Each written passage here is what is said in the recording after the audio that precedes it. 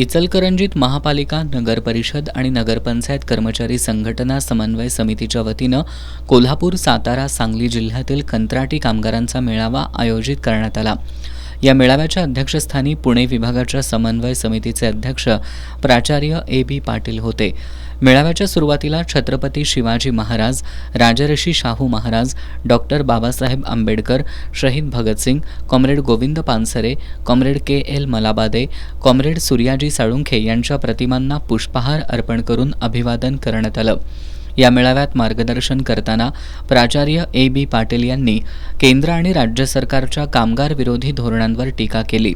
गेल्या काही वर्षात कामगार कायद्यामध्ये प्रचंड बदल झालेत आणि होत आहेत। केंद्र सरकार आणि राज्य सरकारच्या नवीन धोरणांनुसार कामगारांच्या पगारावरील खर्च कमी करण्यासाठी कायम कामगार पद्धती रद्द करण्यात आली असून हंगामी आणि कंत्राटी कामगारांकडून कामं करून घेतली जात असल्याचं त्यांनी सांगितलं।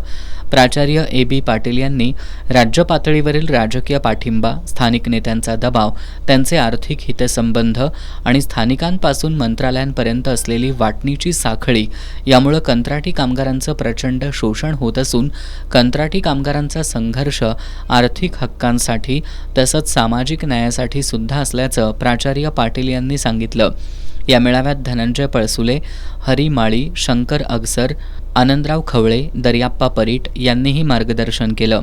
मेळावा यशस्वी करण्यासाठी रवींद्र कांबळे, सचिन साठे, अंकुश कुरणे, विजय कांबळे, सचिन आवळे, प्रकाश वासुदेव यांनी मेहनत घेतली।